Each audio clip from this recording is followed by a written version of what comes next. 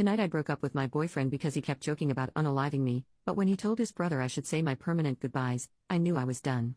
During our first few weeks of dating, he joked too much for comfort that he was going to unalive and dismember me and dispose of my body. Maybe out of context, I'm being dramatic. He's very sarcastic and has dark humor. But to me it wasn't funny and caused me so much anxiety because I know the statistics. I talked to him about this. I told him repeatedly, stop joking about unaliving me. He kept on with the jokes, until I finally told him that those jokes literally scare me. He apologized and seemed to feel bad that his jokes made me scared of him. Tonight we were over 3 hours late to meet with his brother to play games, watch movies and eat dinner. When I was talking to him about us being late, I noticed he sighed deeply, clenched his fist and looked down at it, as if he were making the conscious choice to not punch me. Weird. Then, as I was saying goodbye to his brother, he comes into the room and says she should say her permanent goodbyes. I asked him what the heck? He said it was a joke. I asked, how's it funny? What's the punchline? Please explain to me how that was supposed to be funny? He couldn't answer. I didn't want to get in the car with him. I walked off and thankfully my roommate picked me up and drove me home. He called later and I told him I'm done. He's a good man other than for the jokes about unaliving me. We talked about it and agreed that he wouldn't joke about unaliving me anymore, but then he did it again tonight, and doubled down that it was just a joke and that actually I'm the problem. I started telling him, again, about how often women are unalived by their husbands and boyfriends and that's why the jokes bother me so much, but he interrupted me to say SEKU. So I hung up and blocked him. All of this really sucks because my roommates say I should just talk it out with him and give him another chance because they can tell I really like him and he really likes me. But I already did that. I thought we were past the homicide jokes. Then he did it again tonight while he was angry with me, and it caused me this awful feeling in my gut that I needed to not get in the car with him, and get away from him. I've had boyfriends and male friends in the past. None of them have ever made jokes about unaliving and dismembering me, especially multiple times after I told them to stop. Have you had friends or boyfriends that make jokes like this? Where is the humor in it? What would you do in this situation? Small update in the same post, the next day. Thank you everyone for your overwhelming support. Also thank you for the important links and resources in the comments. I've learned a lot and shared them with my friends. I love this sub. I haven't heard from him and he hasn't caused any trouble since the breakup. If anything comes up I'll update this post. Top comments.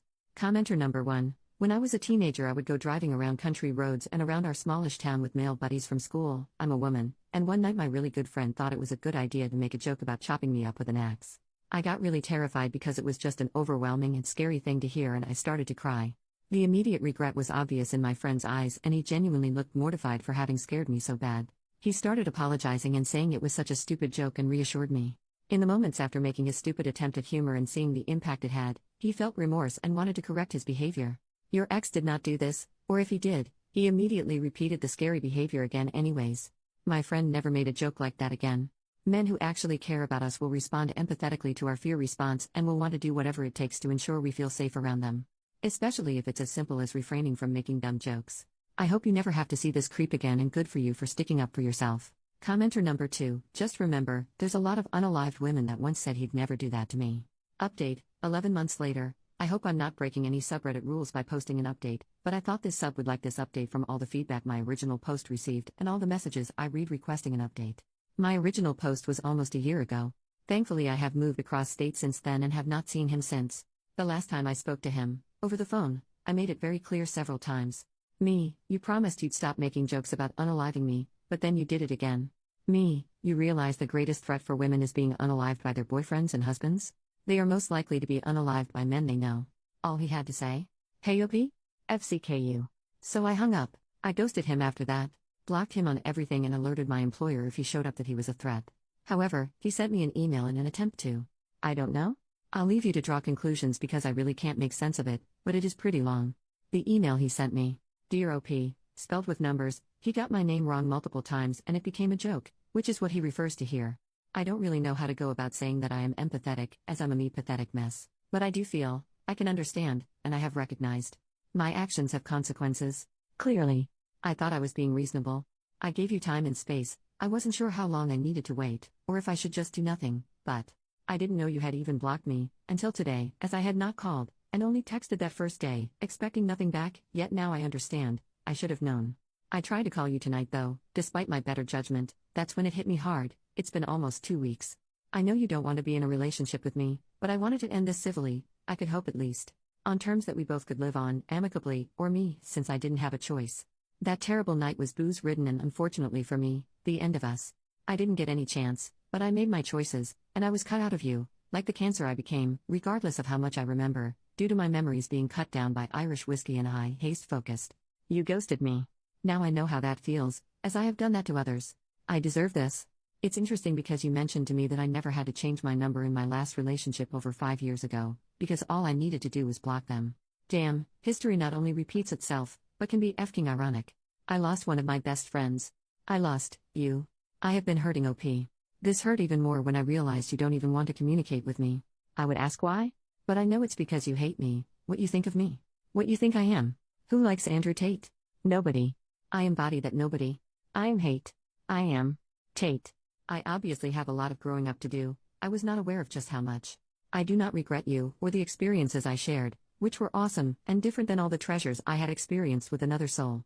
We had so much in common, and yet, the few things we didn't shaped itself into a shadow that blocked our light, your light.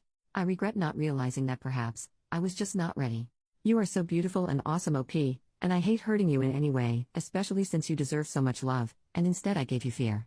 You however only gave me happiness, you made me feel wanted, so much so that it blindsided me. I haven't been that happy in a very long time, and maybe that's why I fell for you so hard and so fast, as I had been in the dark for years, and your essence got me as high as a kite. I could see the sky for once. I was flying. I had been grounded since I had lost my wings a few years ago, and it showed. I started sinking in the sands of time. In bottles. In gates drowned by my fears. My brother lost a friend because of me. I lost because of me. I may be a good person, that does bad things, but I did a bad thing to a good person. It scares me to think that, when we do, and it will inevitably happen, as it's a small town, run into each other, you will fear me. And I will fear you. I don't want that. But, I made my grave. And I suppose I need to sleep in it. I will not call you again, as I did tonight, as much as I want to. You can always call me, but, I am aware that is about as real as my dreams coming true. I have respected your space. I haven't tried to suffocate it, or breathe your air. I just wanted to bury myself with a little dignity today, considering that I must be public enemy number one. I'm embarrassed to admit that running into your roommates or even co-workers makes me feel uncomfortable. That I did. To myself. And you. I'm sorry OP. I don't know what else to say. I know you will find someone, sooner or later, who will treat you with respect and make you feel loved. I am not him. I failed. But you will have that. As much as I don't want to think of it. And you deserve it, as much as I didn't commit to that. I know you think I don't love you. You can ghost me, you cannot respond. I don't think you will anyways. Maybe you won't even read this, which is okay. I needed to say my piece, to rest at sea. But you can't take away how I felt. Or how I feel at all. Maybe that was the problem, I was too much. You thought I was just a blimp in time anyhow, and now, that blimp can finally sink. In time. Edit, thank you for all the support. I love this sub. No way he will ever hear from or see me again. Now I live in a new town, new home, and with a great man that respects and appreciates me. Some of OP's comments. Commenter, people talking about this man being sociopath, psychopath, narcissistic. To me he sounds like a generic boy that is trying to verbalize his emotions for the first time. I don't know how old he is, but it reads like the letters my first boyfriend at 20 years old sounded. Trying to be poetic and funny and failing at both. And just word vomiting emotions without fully understanding them. Yeah, that's just a normal dude learning his actions have consequences for the first time. OP, he's like 40. Commenter number 2, him talking about alcohol makes it make sense. All the more reason to keep him blocked though. If he's making those jokes while drunk, there's a non-zero chance that he actually did fantasize about unaliving and dismembering you or someone else. OP, most of the time when he made the jokes he was totally sober. Commenter number 3, I read through your first post. The dating phase is when you get to know somebody. Take your time to do that before more commitment. He is a nutcase. I doubt he ghosted anybody and he is trying to say things that make himself look better. OP, we weren't together for long at all. I was initially attracted to him because he was cheerful, happy, charismatic, kind, considerate, and handsome. Then the mask fell off. But I am glad he showed me who he is so early on.